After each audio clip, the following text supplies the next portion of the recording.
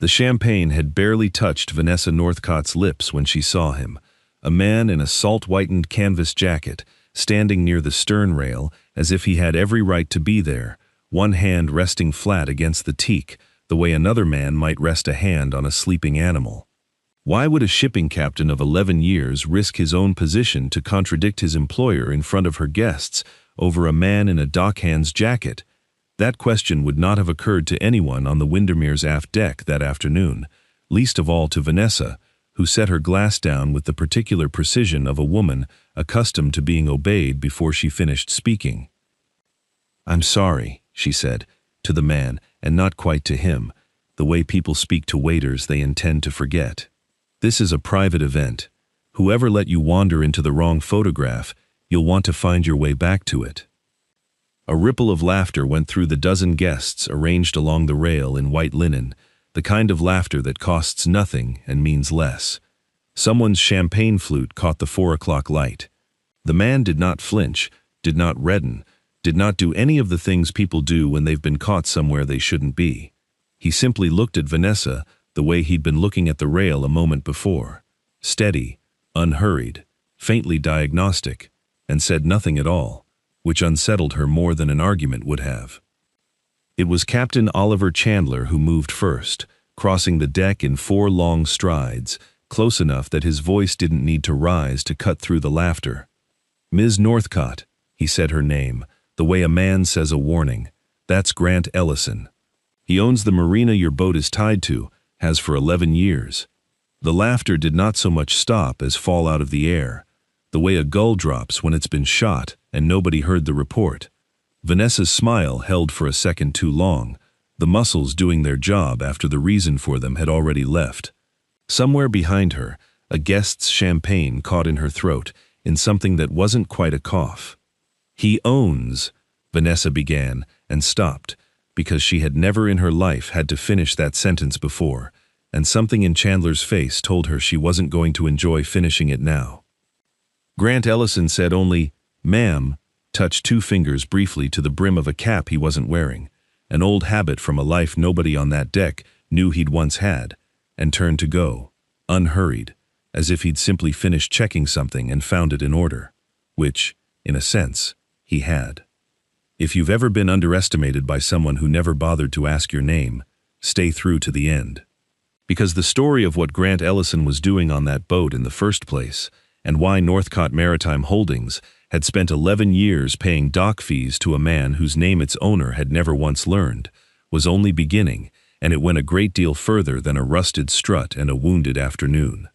3 days before any of that happened, Grant's alarm went off at 5:40, and he silenced it before the second ring, the way he'd silenced it every morning for 4 years, so it wouldn't wake Josie. It woke her anyway. It always did. He heard the particular creak of her door, the 3rd floorboard, the one he kept meaning to fix and never did, because some sounds you keep on purpose, and then her voice, still thick with sleep, asking if it was going to rain, because she'd worn her yellow boots to bed again, which meant she'd decided it would. "Not today," Grant told her, pulling 2 bowls down from the cabinet. "Sky's clean as a whistle." She considered this with the gravity of an 8-year-old weighing expert testimony, then went to get dressed anyway, boots and all. He packed her lunch the way he packed it every morning, the container she'd picked out herself, a cloud sticker peeling at one corner that she refused to let him replace, and filled the same green thermos with coffee gone a shade darker than he liked it, because Josie liked to watch the steam and said dark coffee steamed better, which wasn't true, but he'd stopped correcting her on it 2 years ago. By 6:15 he was on the docks alone, walking the length of Cattail Cove's East Pier in the gray hour before the gulls started arguing over anything, tapping each piling with 2 knuckles as he passed, listening the way another man might listen to a heartbeat through a stethoscope. A dull, solid knock meant sound wood. A knock gone hollow and short meant water finding its way in, somewhere it shouldn't. He'd been doing this since before Josie could walk, since before Renata got sick, since before he'd stopped being the kind of engineer whose name went on reports instead of ledgers. He remembered, without meaning to, some mornings the memory came whether he called it or not, Sitting in a fluorescent-lit consultation room 11 years ago, Renata's hand cool in his, a doctor using words like aggressive and treatment window, and Grant doing the arithmetic he'd once used to calculate load tolerances, except the variables were ours and the tolerance was hers. He'd sold the firm within the month. 26 years of his father-in-law's structural engineering practice dissolved into somebody else's letterhead so that he could be in a hospital room instead of 100 boardrooms. He'd kept only the Marina, because it was the one thing that didn't require him to be anywhere but here. Nobody who watched him tap a piling in the gray morning light would have guessed he'd once signed off on the pilings of half the marinas on this coast, back when his name meant something to men who read reports for a living. Nobody needed to guess it. He wasn't doing it for them. He finished the pier, found nothing wrong, and went to find his daughter, who was waiting on the porch step in her yellow boots, holding his thermos out to him with both hands, like it was something ceremonial, which, in its own quiet way, it was. The call from Oliver Chandler came in at noon, while Grant was elbow-deep in a bilge pump on slip 14, and the captain's voice had a flatness to it that Grant had learned, over 11 years of these calls, to take seriously. "There's a shutter in the aft strut," Chandler said. "Under the swim platform. Started an hour ago, maybe less. I don't like it, and I don't like that the yard inspector who serviced this boat in April didn't catch it." "Today's not good," Grant said, glancing toward the house, where Josie was doing homework at the kitchen table with the patience of a much older child. "Northcott's got people aboard." "She's got 40 people aboard and champagne going out by the case," Chandler said, "which is exactly why I need this quiet, and I need it now, before somebody's standing on that platform when it lets go." Grant went. He always went, for Chandler, because 11 years of a man's steadiness earns exactly that kind of trust, and because a shutter in a strut mount wasn't the kind of thing that fixed itself by being ignored. He came aboard through the crew gangway at the stern, the one guests never used, dressed as he always was for a hull inspection, the canvas jacket, salt-whitened at the cuffs, the brass key on its cord, tucked under his collar where it always rode, close to his sternum, the metal warmed by his own skin, the way it had been warmed by two men's skin before him. He knelt near the swim platform housing, laid his palm flat against the strut casing, and closed his eyes, the way he did it, listening for the specific wrongness under the engine's idle hum. He didn't hear Vanessa Northcott's approach until her shadow crossed the platform, until her voice arrived ahead of her, pitched for an audience of guests, trailing behind her with glasses in hand. "Can I help you?" It wasn't a question. It had never been a question. Not once in the 20 years she'd been saying it to people whose names she hadn't bothered to learn. Grant straightened without hurry, one hand still resting against the metal as if reluctant to let go of what it was telling him. "Captain Chandler asked me to look at your aft strut," he said. "There's a vibration that shouldn't be there. Chandler didn't clear anyone with me." She said it to the guests as much as to him, the practiced tone of a woman narrating an inconvenience for an audience that would laugh on cue, and they did, a small ripple of amusement at the man in the work jacket kneeling on her $3 million swim platform like a mechanic under somebody's car. "I don't know who let you aboard, but this is a private event, and you're—" She paused, choosing a word that would land, "off schedule." "Ma'am, if that mount goes—" "I'm sure it's fine," she said, already turning away. The matter closed the way. Matters were always closed for her, by the simple act of turning her attention elsewhere. "Someone will see you off." Chandler appeared at the top of the gangway stairs a half-second too late, his mouth already open on an explanation that never got the chance to land, because Vanessa had already resumed her toast, already lifted her glass to the guests drifting back toward the aft deck, and Grant Ellison was already walking, unhurried, back down the gangway toward the dock, one hand still faintly aware of the wrongness he hadn't been given the 30 seconds to name.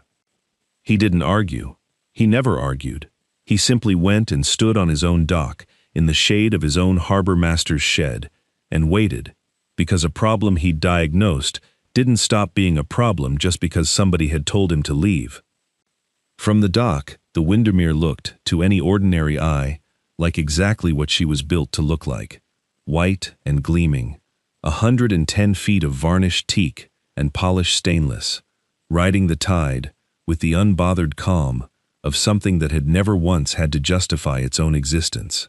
Grant looked at her the way he'd once looked at bridges and breakwaters for a living, and saw instead a half-degree of list at the stern that nobody else on that dock would have registered, a lean so slight it would have taken an inclinometer to prove it existed. He watched the waterline mark against a mooring cleat for 11 full minutes, timing the roll of small wakes against her stern, and confirmed what his hand had already told him below decks. Something in that strut mount was giving, slowly, the way a tooth goes bad before it aches. He didn't need the 30 seconds Vanessa Northcott hadn't given him. He'd already had them and used them before she arrived. A courier's launch idled up to the guest dock while he stood there, a young man in a windbreaker hopping out with a leather folio under one arm, checking an address against a slip number, muttering to himself in the particular irritation of someone running behind schedule. He set the folio down on a piling cap to free both hands for his phone, and the top few pages slid loose in the wind, a cover letter, a signature block, and beneath them a single sheet stamped with a familiar shorthand Grant recognized instantly from a life he'd left behind. Piling survey, structural, confidential, and beneath that, a date that snagged in his mind the way a hollow knock snags in a good ear, because it was dated 14 months back, months before, as far as Grant knew, anyone from Northcott Maritime had set foot on his property at all. The courier scooped the pages back before Grant could read further, apologized to no one in particular, and hurried off toward the Marina office, leaving Grant standing on his own dock with a small, cold seed of a question lodged somewhere behind his ribs, next to the larger, more immediate one. How long did that strut have before it let go entirely, and who exactly was going to be standing on the platform when it did? He didn't chase the courier. Some things you let come to you. Instead, he turned back to the yacht, watched the tide lift her another half-inch, listened to the engine note change pitch, as someone below decks throttled up for no reason he could see, and understood, the way he understood most things, through the accumulation of small facts rather than the arrival of one large one, that he was going back aboard whether anyone invited him or not, because Chandler had asked him first, and because the wrongness under that platform wasn't going to wait for Vanessa Northcott to decide he was worth listening to. Chandler found him 20 minutes later, jaw tight, apology already halfway out of his mouth before Grant waved it off with 2 fingers, the same gesture he'd used on the gangway, meaning nothing needed saying. "She's not going to like this," Chandler said. "She doesn't have to like it," Grant said, already stepping back onto the gangway. "She just has to stop standing on it." The crew had cleared the aft deck by the time Grant knelt again at the strut housing, borrowed toolkit open beside him, a dozen guests and Vanessa Northcott herself, watching from a respectful distance with the wary silence of people who'd just been told in as many words that the floor beneath their champagne might not hold. Grant worked the way he always worked, unhurried, silent, one ear turned toward the metal as if it might, given time, simply tell him what it needed. It took him 11 minutes. He found the corroded weld at the mount's base by touch, before the borrowed flashlight ever confirmed it, packed a temporary shim with the flat efficiency of a man who had done this exact repair, in one form or another, 100 times before he ever set foot on this particular boat, and tightened the housing bolt with a final quarter turn that made the whole platform, faintly and unmistakably, stop trembling. Nobody on that deck said a word. The silence had a texture to it, the particular quiet of people recalibrating what they thought they knew.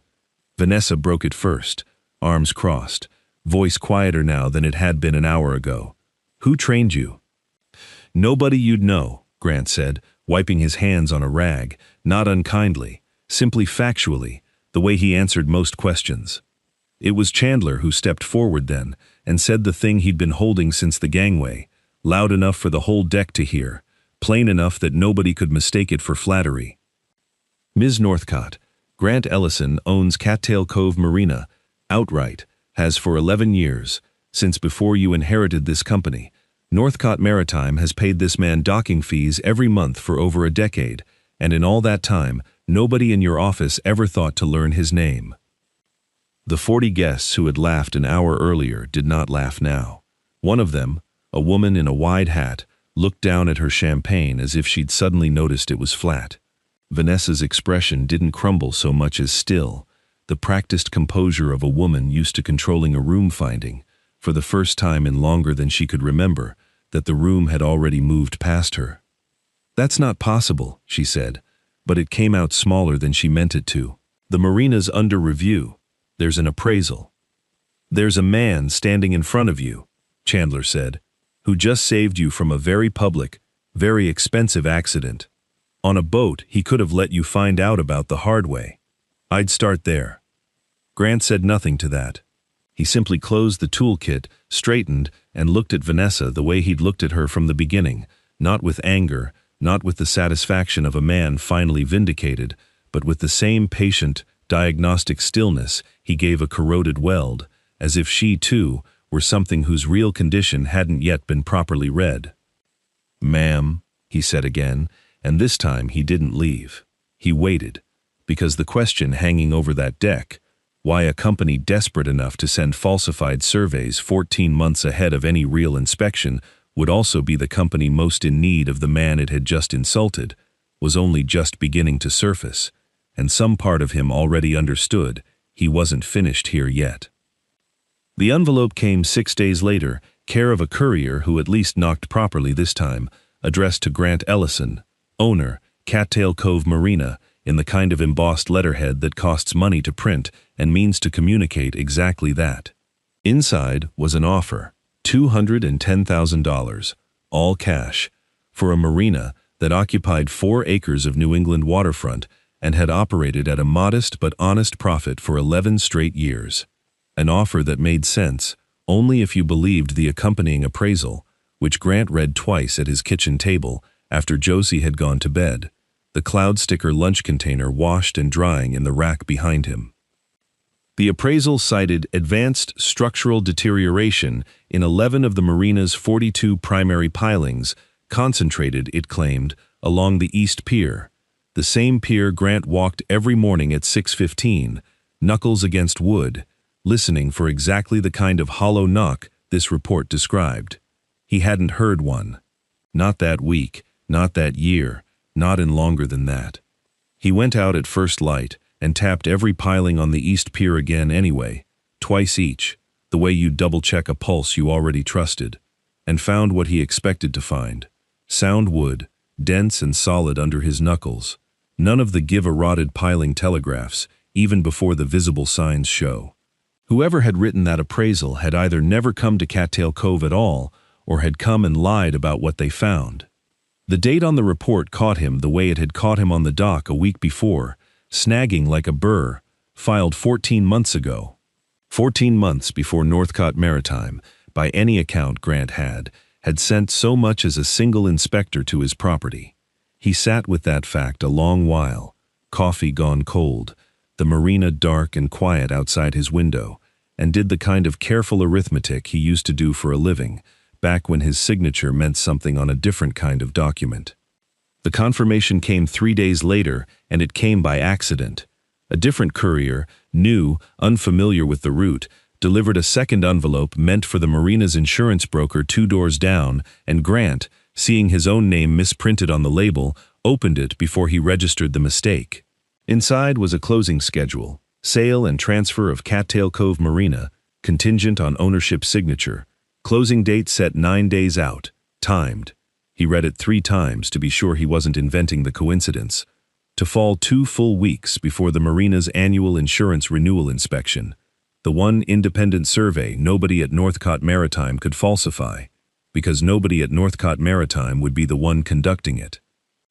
He stood in his own kitchen with a stranger's paperwork in his hands and understood, with the flat clarity of a man reading a stress fracture before it becomes a failure, that somebody wanted this sale closed and buried before an honest inspector ever got the chance to say what Grant already knew, that there was nothing wrong with these pilings at all, and somebody had needed there to be.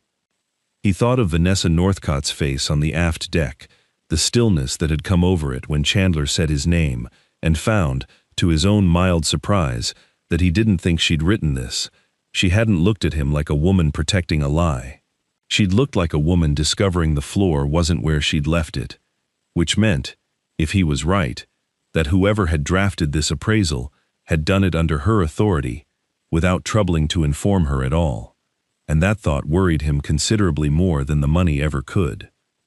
That night, he went looking for Renata's old notebook, the small spiral one she'd kept tucked in the harbor master's desk drawer for years, filled with her father's original notes on the pilings he'd driven in 1987, and did not find it easily, because he hadn't opened that drawer in longer than he liked to admit. Renata's notebook was exactly where he remembered it, wedged behind a coil of spare dock line in the desk drawer he hadn't opened since the year she died, its cover softened to felt by 4 years of damp salt air. He sat with it under the desk lamp for a long time before he opened it, the way you sit with something before you're ready to hear a voice again. Her handwriting filled the margins around her father's original entries, dated 1987, the year he'd driven the last piling and signed the Marina's founding survey himself. Sound Heartwood, she'd written beside piling 12, East Pier, in the neat, unhurried hand Grant hadn't seen in 4 years. No rot, no give, check twice. She'd been thorough the way her father had raised her to be thorough, cross-referencing every claim with her own knuckles against the wood, and every single entry contradicted, piling by piling, the locations named in Northcott Maritime's new appraisal. Tobias Merriweather answered his door on the second knock, in sweatpants and the particular defensiveness of a man who has been rehearsing an excuse for days without anyone asking him for one. He was Northcott Maritime's lead marine engineer, 34 years old, the kind of confident that had curdled slightly under 2 weeks of not sleeping well. "I don't have anything to say to you," he said, before Grant had said a word. "I'm not asking you to say anything." Grant held up the notebook, the 1987 survey folded inside its back cover. "I'm asking you to look at this next to what you signed." Merriweather looked at it the way a man looks at evidence he's been dreading, and something in his shoulders came down an inch. He let Grant in without another word, and over coffee neither of them drank. He told it plainly, in the clipped, unadorned way of a man relieved to finally be caught. Quentin Ashby, Northcott Maritime's chief operating officer, had brought him the piling locations to site 11 months ago, told him the survey needed to support a valuation decision already made, and made it clear, without ever quite saying it, that Merriweather's continued employment depended on his signature. He'd signed. He'd told himself it was a formality. He hadn't known, he swore, about the shell company Ashby had quietly incorporated 3 states away, the one that stood to purchase Cattail Cove at the fraudulent low valuation and resell it within the year to a resort developer already circling the coastline at triple the price. "Does Ms. Northcott know?" Grant asked. Merriweather shook his head slowly. "She signs what Ashby puts in front of her. She trusts him.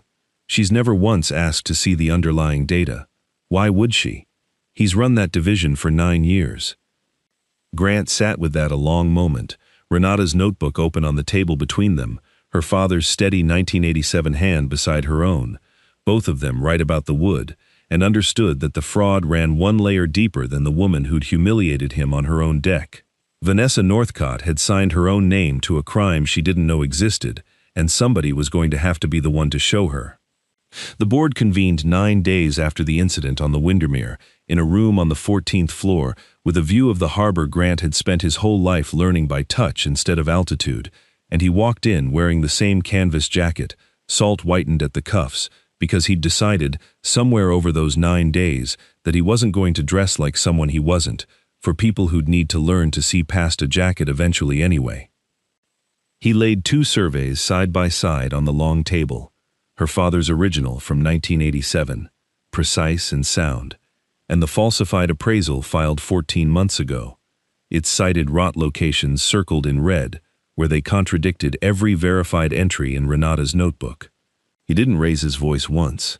He didn't need to.